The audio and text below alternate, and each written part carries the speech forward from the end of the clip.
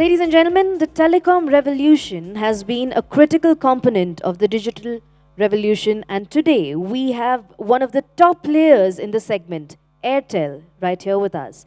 I invite Mr. Abhishek Singh, SVP Airtel, on the stage for the same with your round of applause, please.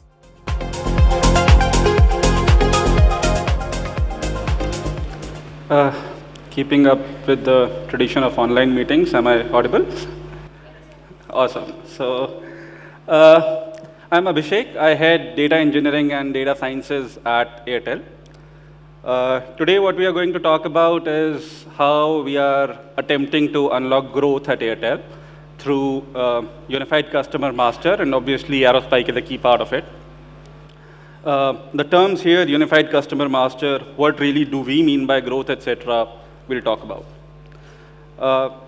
Briefly, problem statements, obviously what we started with, why we reached the conclusions we reached. Why am I using this term master? Customer 360 is a very well-known term used across industry. Every industry uses it. Why are we not doing that, or why we are doing a master in spite of the 360? And then obviously, if you have questions, happy to answer. Now, as most of you would be aware, hopefully, Airtel is a large conglomerate. We have mobility, prepaid, postpaid, direct-to-home TV. We have broadband. Very recently, we also have financial services on our app where we provide loans. We have CCTV cameras where you can have CCTV installed in your home through Airtel called our Xsafe business. So there is a lot that's going on. And we organically evolved like any other organization. So every business, so broadband had its own way of working. It had its own acquisition process, its own applications, its own CRM, its own billing. DTH had its own. Even the field forces till very recently, for example. If you called somebody to fix your DTH, that was a very different team person. And if you called somebody to fix your broadband, that was a different team.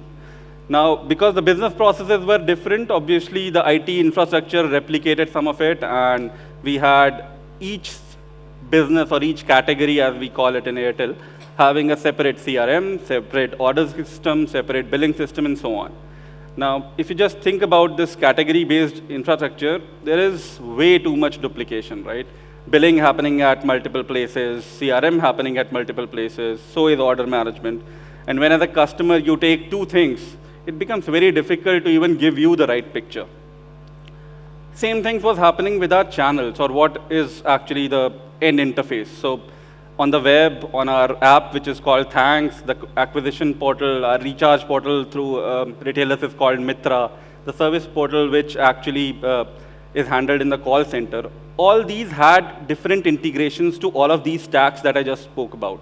So every category, way too many stacks, way too many integrations. It worked. It's not that it did not work. Many of you would have complaints, I'm pretty sure, at least 1/3 of you, I guess, because that is what our customer base is. But it worked.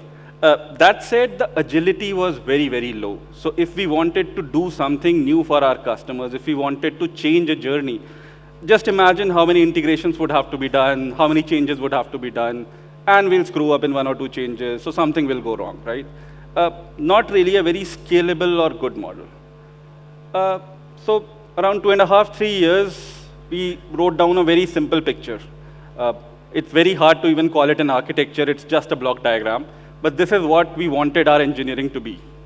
There has to be customer data at the bottom of everything, because everything is driven by the customer. Who is the customer? What does the customer want? How would we identify? How would we work on it? The next step was every system or every process has to be encapsulated in a system or a platform of capabilities which cannot be duplicated. So buy or acquisition has to be one platform or a set of capabilities which without duplication will handle all order management, all recommendations, next best actions, and so on. Similarly, payment, billing, etc., each individual thing will have its own platform. Service, the case management part, or the part which has the fleet management, who comes to your home when you get something fixed. And on top will be channels, which will be our interfaces to our customers and to our fleets, to our call center agents. And for lack of a better term, they would be dumb. We don't want any business logic there. We would want them to just power the most beautiful journeys possible. We would want all the intelligence to be federated all throughout the organization in these multiple platforms that we spoke about. Uh, Now, very easy to talk about, very difficult, at least I think, to do. So we made something slightly more complex. What did we want to do here? One, at the very bottom, we wanted to have a data platform which was capable of doing these agile things. Now, when I said agile things, a typical data platform, people assume or think, it'll be used for reporting, it'll be used for analytics, maybe it'll also be used for some AI, Gen AI, ML models. It could be real time, but then again, it's never the master or the source of truth. It's just a replica in most cases. We slightly deviated. We said we want our customer master to be in our data platform. And I'll just talk about why a little later. But that would hold the identity of the customer, the account of the customer, all the relationships of the customer. Because we as a network get to know a lot about all of you as you move around, as you latch to a cell tower, as you change your channel on a TV, as you do anything at all in our network, right? All that information can potentially be used, but it is useful only when we are able to put it in one place, when we are able to actually create intelligence on top of it. Especially with Gen AI coming in, unless we bring in the structured and unstructured sources of data, it will be impossible to actually do anything intelligent. When we started this journey, we already had a data lake. We had most sources centralized. We had the usual problems of governance, the usual problems of agility that you can do an ingestion, but it will take 2 sprints. And maybe to explore the KPI or the attribute that has to be created, it will take another 2 sprints. And maybe to actually stitch the end-to-end journey, it will take 3 UAT cycles, and then maybe 3 months later, you'll reach somewhere, right? We wanted to make it a day. We wanted to get to a state where if business thinks of something, next day, next week at least at the bare minimum, you should have it live, because we are a very iterative, we are a very market responsive, or at least that's we want to be an organization. We want to respond fast. This is, as I said, the architecture that we came up with. Our data platform is called the Converged Data Engine. If you think about, and I'll come to the master thing in a little later, but if you think about a typical data platform, what does it typically do, right? It ingests, it transforms, maybe there are schedules, maybe there are queries. Compute and storage were entangled a little while earlier in our platform. We separated it now. Governance should not come as an afterthought, so there has to be cataloging, there has to be lineage, access control, FinOps or cost management. Data quality has to be managed, discoverability, exploration, visualization. These are bare minimum capabilities that a platform needs to have. Most of it needs to be in self-serve, low-code, no-code way. And finally, in today's world, we also support conversing with the data, because at the end, you want to understand something out of it. You want to actually talk to the data and understand. Now, for a moment, think about a typical customer 360. What does it do, right? It actually connects with more CRMs or maybe billing, etc. systems. There is different stream of events which come in. Some CDC happens in some cases. An attribute gets created. That attributes get populated in a low latency Aerospike store and gets maybe queried at hundreds of K transactions per second. If you look at this stack from bottom to top, it is the same stack. You do an ingestion, you transform it a little bit, then if needed, if it is a batch attribute, you schedule it. If it is a stream anyways, nothing to do. And then you query through an API or something of that sort. It could be a GraphQL query, it could be an API, which is a simple REST-based query, and so on. As we develop the CDE, and this is today, by the way, live, we chose Aerospike as the choice of our low latency data store, whether it is for analytical or transactional databases. It has been serving us well for the last 4 or 5 years as a customer 360, and we have moved to a slightly different journey of a master, which I'll speak about. But this end-to-end data platform actually is a data OS of Airtel today. This is where all the applications potentially you can create, or rather I would say all the intelligence you can potentially create. The applications can truthfully be dumped. They just need to either cater to the customer or just push back the data from the customer, and the intelligence stays here. It stays in the most real-time fashion. It stays in the most low-latency fashion. It handles trillions of events per day today. I think at the last count, it was more than 2 trillion. We have, obviously, the usual sources of clickstream, CDRs, and so on and so forth. And on the query side, we have hundreds of millions of transactions. There as well, there are customers querying on our apps. There are agents querying on our fields. Everybody needs to know what the current state of their order is, their bill payment is, their recharges, their data is. And that is where this comes in.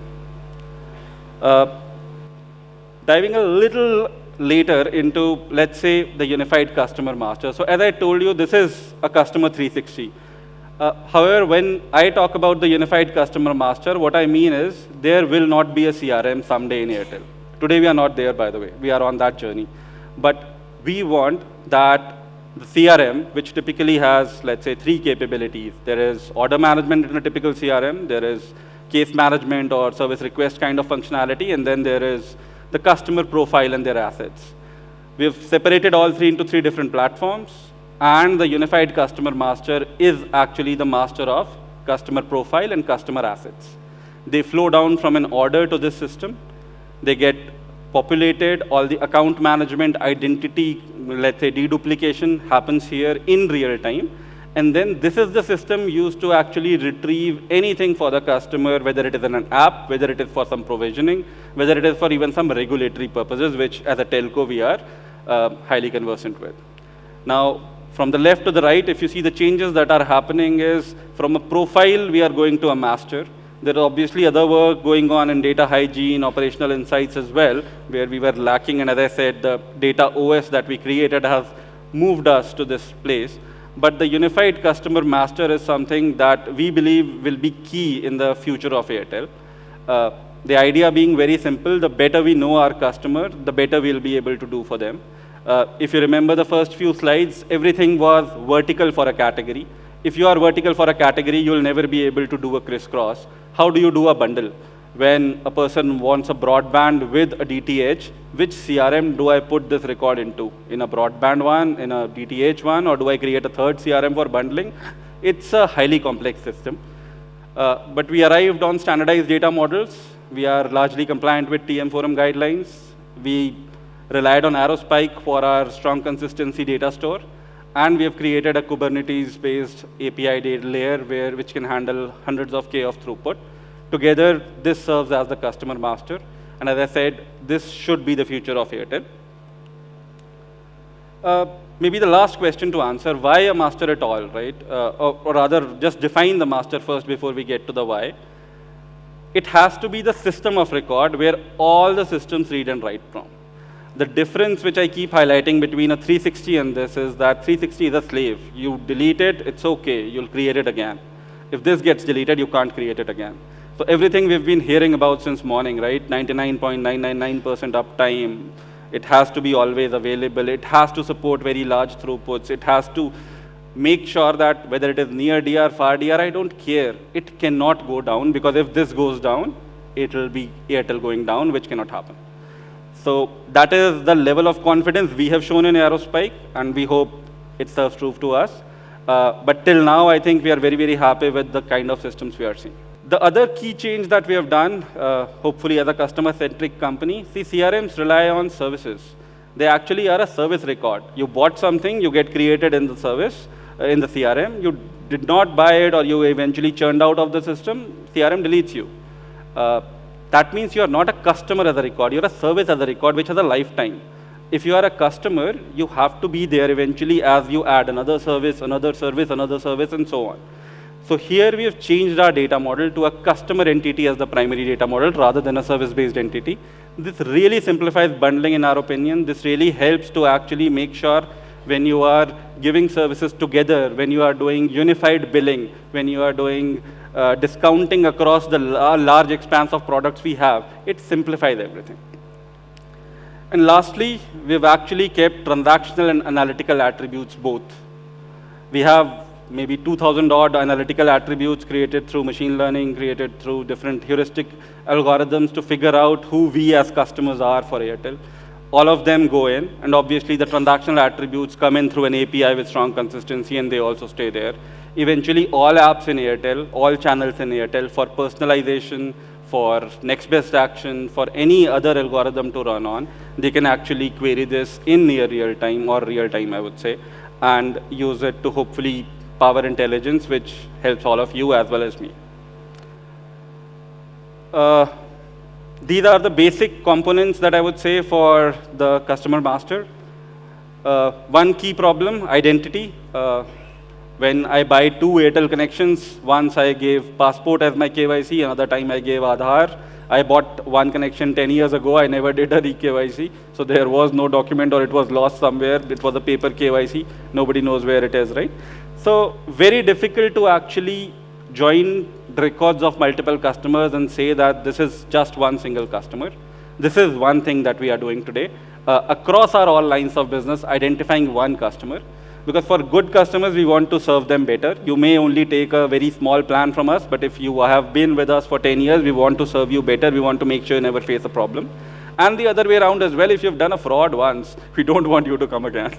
So both ways, we have to identify the customer. Obviously, we have to have your profile. We have to make sure that we know your attributes. In the last session, we just heard about all the things that Myntra was doing for personalization, recommendations. Obviously, we have to do all of that with our products as well. For all of that, you need profile, you need interest. Then you need audience management. So it's not just about a point query into a system. It's also about a scan query. People want to know all the customers in Delhi who are sitting here and now I want to give them a special offer. How do I do that if I don't have a scan query and an audience ecosystem? So that also gets powered by the same system.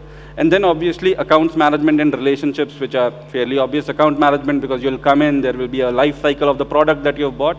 And relationships because eventually we have family plans, eventually we want to make sure that we offer broadband in one household. We don't keep pitching to the mother, to the father, to everyone buy broadband if there is already one in the household. That gets solved by solving this as a relationship. Just the last slide. UCM and Customer 360, if you just compare the two, which and which not, if you think of simple cross-sell use cases, you typically need the profile of the customer, you need recommendations, both will do. Same for upsell use cases as well, both will do. Think about bundling and convergence. We have a black plan where you can actually bundle all the services together.